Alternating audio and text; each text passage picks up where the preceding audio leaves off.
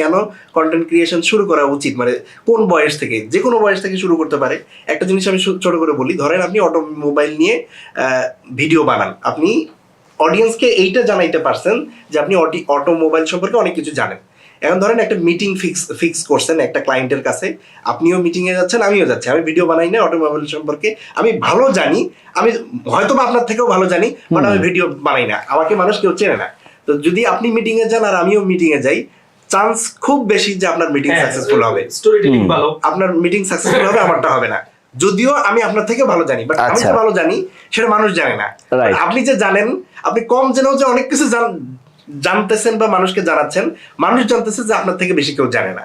সেই জায়গাটা থেকে আমি মনে করি যে যে পেশায় আছে না কেন, ছোট বাচ্চারা যদি কেউ স্কুলেও পড়ে, তাইলেও আমি বলবো যে তুমি তোমার জন্য একটা এইম সেট করো যে তুমি ভবিষ্যতে কি করবা। ওই টপিকের উপরে তুমি যদি এখন থেকেই ভিডিও বানাইতে থাকো, তাহলে দেখা যাবে যে একসময় তুমি যদি চাকরির ইন্টারভিউ দিতেও যাও, তাইলেও মানে যে কারো থেকে চান্স বেশি তোমার চাকরিটা সবার আগে হয়ে যাবে। তুমি যদি নিজে একটা বিজনেস স্টার্ট করো, সেখান থেকেও চান্স খুব বেশি যে কোনো মানুষের বিজনেস, মানে আপনি যেখানে যে কোনো ক্লায়েন্টের কাছেই যান না কেন, দেখা যাবে যে আপনার সাবমিট করা অ্যাপ্লিকেশনটাই সবার আগে অ্যাপ্রুভ হবে। আচ্ছা, সেই জায়গাটা থেকে মানে সবারই শুরু করা উচিত। বাট অবশ্যই ইনফরমেটিভ দেন, কোনো মিস ইনফরমেশন করেন না, মিস গাইডেড করেন না অডিয়েন্সকে।